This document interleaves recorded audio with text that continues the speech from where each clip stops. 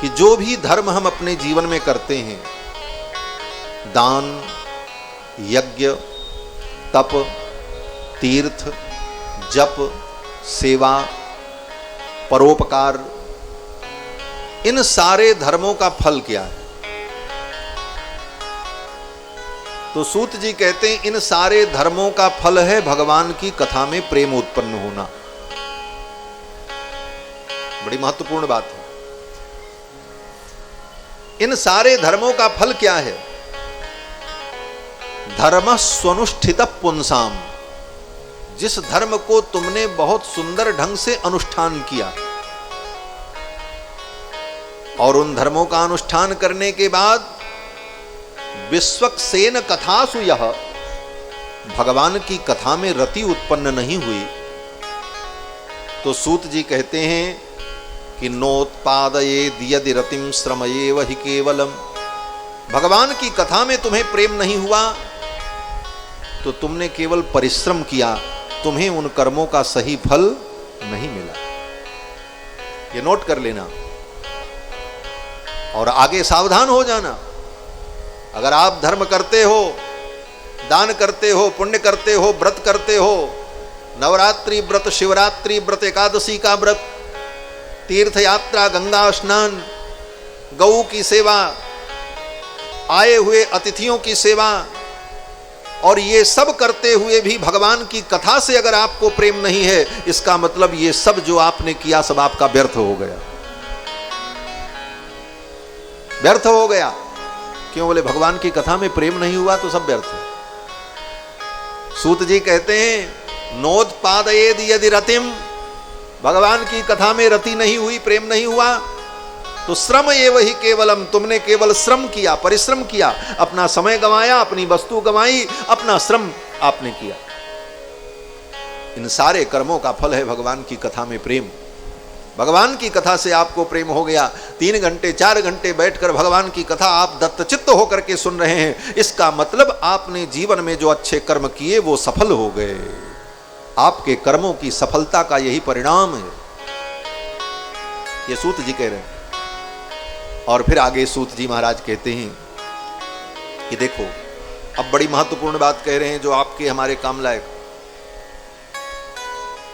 सूत जी कहते हैं, हे मुनियों, मोक्ष चाहने वाले व्यक्ति को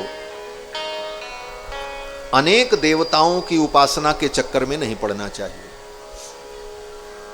सूत जी कहते हैं, मुमुक्षवो घोर रूपान हित्वा भूतपतिनथ नारायण कला शांता भजन्ति ह्यनसूयव। मोक्ष चाहने वाले प्राणी को, अपना कल्याण चाहने वाले प्राणी को अनेक घोर देवताओं की उपासना के चक्कर में नहीं पड़ना चाहिए। डाकिनी, शाकिनी, भूत, प्रेत, बेताल, इन घोर देवताओं की उपासना नहीं करनी चाहिए। यह स्पष्ट निषेध किया। क्यों? बोले जैसे देवताओं की उपासना करोगे, मरने के बाद उन्हीं देवताओं को प्राप्त हो जाओगे। भूत की उपासना करोगे, मरने के बाद भूत बनना पड़ेगा। आजकल लोग भूत की उपासना बहुत करते हैं। किसकी? बोले वो कौन है? अरे वो शिरडी वाला बाबा, साईं बाबा, साईं बाबा जिसको कहते हैं, वो कौन है? मरा हुआ प्रेत ही तो, चांद मियां उसका नाम था। उस प्रेत की पूजा करने वाले लोग कहते हैं अरे साईं तो भगवान है, उसकी पूजा में लगे, मरने के बाद सब प्रेत बनेंगे, पक्की बात। शास्त्र को समझो, सनातन धर्म को समझो। सनातन धर्म क्या? धर्म के नाम पर, श्रद्धा के नाम पर कहीं भी मत्था टेक देना ना, कदापि नहीं। शास्त्र सम्मत भक्ति ही कल्याणकारिणी होती है, और शास्त्र सम्मत भक्ति नहीं है तो वह भक्ति उत्पातायोपकल्प्यते, वह उत्पात को उत्पन्न करती है। ऐसे भूत प्रेतों की उपासना से कुछ नहीं मिलता। औघड़ की उपासना, भूत प्रेत की उपासना, मसान जगाना, ये सब क्या है? ये सब अज्ञान है। इस अज्ञान के कारण मरने के बाद वे लोग भूत प्रेत बनते। गीता में भगवान ने कहा है। इसीलिए मैं कहता हूं, अगर गीता ही व्यक्ति ठीक ठीक पढ़ ले तो उसको धर्म का बोध हो जाए। गीता के विशेष अर्थ को नहीं, साधारण अर्थ को भी समझ ले व्यक्ति तो उसका कल्याण हो जाए। लेकिन गीता लोग नहीं पढ़ते। कभी कभी मुझे बड़ी हंसी आती है, मैं शहरों में जाता हूं या कहीं जाता हूं, गांव में, शहर में, तो लोग बड़ी श्रद्धा दिखाते हैं तो हमको ला करके रामायण और गीता की पुस्तक भेंट करते हैं। तो मुझे बड़ा गुस्सा आता है। मैं कहता हूं मुझे भेंट मत करो, मेरे पास पूरी लाइब्रेरी भरी पड़ी है, हमने जीवन भर यही किया, दूसरा काम ही नहीं किया। ये तुम पढ़ो, मुझे भेंट मत करो। मुझे भेंट करने से तुमको पुण्य नहीं मिलेगा, इसको तुम अपने पास रखो और स्वयं पढ़ो। लेकिन लोग सोचते हैं महाराज महात्मा जी को ले जाकर के हम गीता भेंट करें, रामायण भेंट करें, ये एक अच्छा काम है। लेकिन उससे भी अच्छा काम है कि तुम स्वयं उसे पढ़ो, हमें भेंट मत करो। हमने तो जीवन भर अपने विद्यार्थी जीवन में जब भी पैसा मिला, विद्यार्थी जीवन में पैसा कहां होता है, लेकिन कहीं से अगर कुछ आया तो सबसे पहले दिमाग में यही आता था आप कौन सी किताब खरीदनी। कम से कम 10 लाख रुपए की लाइब्रेरी तो होगी ही हमारी अपनी खुद की। तो हमको पुस्तक देके क्या करो? उन पुस्तकों को आप पढ़ो। पुस्तक दान करने का महत्व तब होता है जब पहले उसका आदान करो। आदान माने लेना। पुस्तक में जो विषय है उसका स्वयं अनुभव करो, तब उस पुस्तक का दान करो, तब उसका पुण्य है? खाली पोथी बाजार से खरीद के लाए, बढ़िया कपड़ा में लपेटे और पोथी दान करते चलो, ठीक है, अच्छी बात है, लेकिन उससे भी अच्छी बात है कि हम उसका स्वयं स्वाध्याय करें। गीता में भगवान श्री कृष्ण कहते हैं कि देवान देव जजो यान्ति मद्भक्ता यान्ति मामपि। भगवान कहते हैं देवान देव यजो यान्ति।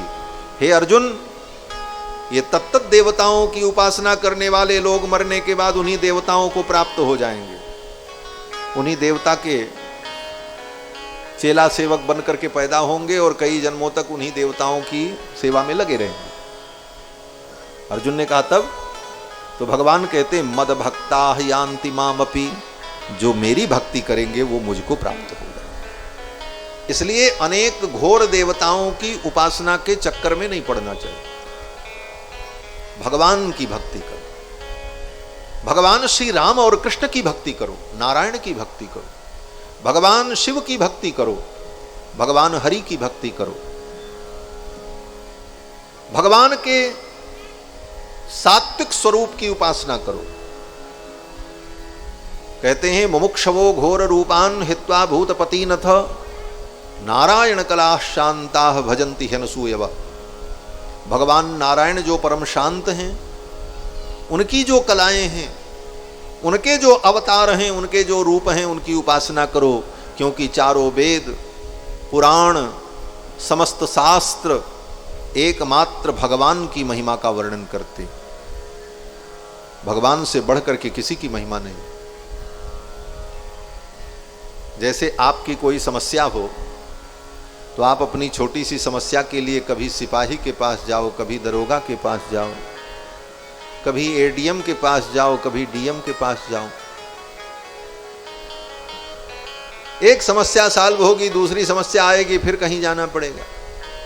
तो इन छोटे छोटे अधिकारियों के पास न जाने की अपेक्षा सीधे सीधे देश के प्रधानमंत्री से ही संबंध बना लो ना, फिर तो सारा देश तुम्हारा है। जहां जाओगे वहीं तुम्हारा काम फिट हो जाएगा, कोई चिंता नहीं। उसी प्रकार भगवान के चरणों की भक्ति करो तो सब देवी देवता तुम्हारे अनुकूल ही रहेंगे। हाँ, जा पर कृपा राम के होई, ता पर कृपा करे सब कोई। सब तुम्हारे ऊपर कृपा करेंगे महाराज, सब तुम्हारे ऊपर प्रसन्न रहेंगे। और भगवान प्रसन्न नहीं है तो कोई प्रसन्न होकर के भी तुम्हारा कुछ नहीं कर सकता, ये भी जान लो। रावण के ऊपर कौन प्रसन्न नहीं था ये बताओ? रावण ने ब्रह्मा जी को भी प्रसन्न कर लिया, भगवान शंकर को भी प्रसन्न कर लिया, बाकी देवी देवता तो उसकी आज्ञा का पालन ही करते थे, लेकिन उसने राम जी को प्रसन्न नहीं किया। और परिणाम क्या हुआ? बोले सब प्रसन्न होकर के भी रावण को बचा नहीं पाए। ये बात हनुमान जी ने कही कहां पर? बोले लंका में। रावण से ही कही, लंकेश इंद्रो महेंद्रो सुरनायको वा शंभु पिनाकी त्रिपुरांतको वा। हे लंकेश, इंद्र, ब्रह्मा, शंकर, ये सब मिल करके भी तुम्हारी रक्षा नहीं कर सकते। राम जी अगर कुपित हो जाएंगे, इसलिए अभी भी समय है, तुम राम जी की शरण में आ जाओ। त्वयि प्रवृत्ते मम किम प्रयासैः।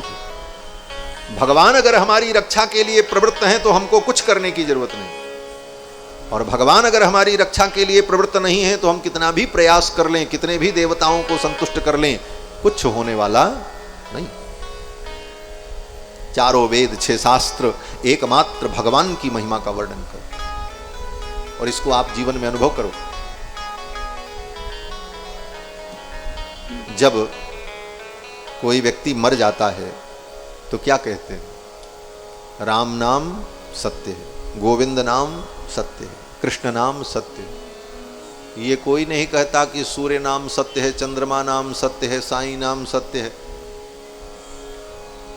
दुर्गा नाम सत्य है, गणेश नाम सत्य है। किसी अन्य देवी देवता का नाम नहीं लेते, भगवान का ही नाम लेते, क्योंकि भगवान परम तत्व है। ये सब उन्हीं के अंश हैं, उनसे अलग नहीं है, लेकिन महत्ता प्रधानता भगवान की। यहां तक हमारे आपके जीवन में अगर कोई कष्ट हो, बड़ी से बड़ी विपत्ति आ जाए, तो सबसे पहले किसका नाम निकलता है? आपके ऊपर बहुत बड़ी विपत्ति आ जाए, दुख आ जाए, तो आपके मुंह से यही निकलता, अरे राम ऐसा हो गया। राम का ही नाम निकलता है। किसी और का नाम निकलता हो तो हमको बताओ। किसी दूसरे के ऊपर भी विपत्ति आ जाए तो व्यक्ति यही कहता, अरे राम उनके साथ ऐसा हो गया, अरे राम। और दूसरा नाम उतनी सहजता से नहीं निकलेगा। मैं किसी देवी देवता की निंदा करने के लिए नहीं कह रहा हूं, न निंदा है, यहां तो भगवान की महिमा है।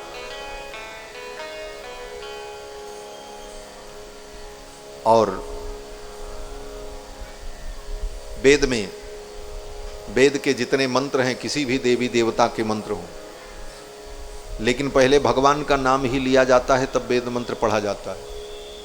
यहाँ जो ब्राह्मण वेद मंत्र पढ़ने वाले होंगे उनको मालूम होगा कि वेद का कोई मंत्र पढ़ा जाता है तो पहले क्या कहा जाता है? हरि ही ओम, यहीं से तो शुरू करते हैं। हरि ही ओम गणानां त्वा गणपतिगुं हवामहे। हरि ही ओम, भगवान हरि का नाम लिया, किसी दूसरे का नाम नहीं लिया।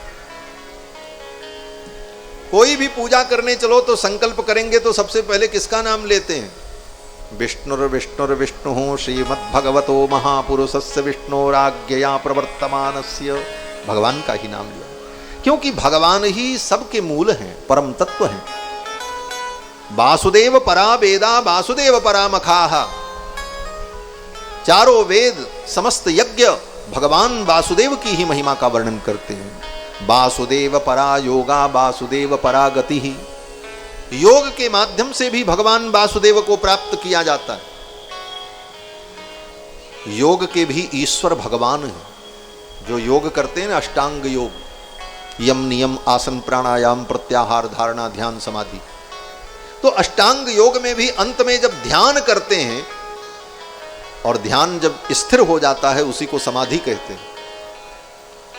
तो वहां ध्यान किसका होता है? योग में भी अंत में भगवान का ही ध्यान होता है। इसीलिए कहते हैं योग हृदयान गम्यम वंदे विष्णुम भवभयहरम सर्वलोकैकनाथम। योग में भी भगवान का ही ध्यान किया जाता है। क्यों? बोले योग के भी ईश्वर भगवान हैं, और योगियों के भी ईश्वर भगवान हैं। इसीलिए गीता के अंतिम अध्याय में जब धृतराष्ट्र ने पूछा संजय से कि संजय, दोनों सेनाएं आमने सामने खड़ी हैं, बताओ विजय किसकी होगी? मेरे कौरव जीतेंगे कि पांडव जीतेंगे? धृतराष्ट्र ने ही पूछा था। तो पूरी गीता सुनने के बाद, बताने के बाद संजय ने अंत में धृतराष्ट्र से यही कहा, यत्र योगेश्वरः कृष्णो यत्र पार्थो धनुर्धरः। जहां पर योगेश्वर कृष्ण हैं और जहां पर गांडीवधारी अर्जुन है। तत्र श्री विजयो भूतिर्ध्रुवानीतिर्मतिर्मम। संजय ने कहा कि जहां योगेश्वर कृष्ण है विजय वहीं है। तो वहां पर संजय ने भगवान को क्या कहा? यत्र योगेश्वर कृष्णो, योगेश्वर भी कौन है? भगवान ही। तो योग के भी मूल भगवान हैं।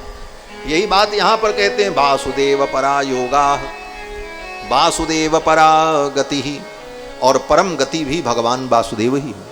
अंत में भगवान के चरणों में पहुंच करके ही हमको परम गति की प्राप्ति होगी, और भगवान के चरणों में अगर नहीं पहुंचे तो गति कौन कहे, दुर्गति हो जाएगी। इसलिए दुर्गति से बचने के लिए भगवान के चरणों की गति हमें प्राप्त करनी होगी, भगवान की शरणागति करनी होगी। वासुदेव परागति ही, वासुदेव परम ज्ञानम, वासुदेव परम तपः। भगवान वासुदेव ही परम ज्ञान है, भगवान वासुदेव ही परम तप हैं। वासुदेवो परो धर्मो, वासुदेव परो धर्मो, वासुदेव परागति ही। भगवान ही परम धर्म है, साक्षात धर्म है भगवान। धर्म भगवान से अलग नहीं है, भगवान ही धर्म के विग्रह हैं। रामायण में महर्षि वाल्मीकि लिखते हैं कि रामो विग्रहवान धर्मः, धर्म के साक्षात विग्रह हैं भगवान श्री राम। इस प्रकार से श्री सूत जी महाराज ने भगवान की महिमा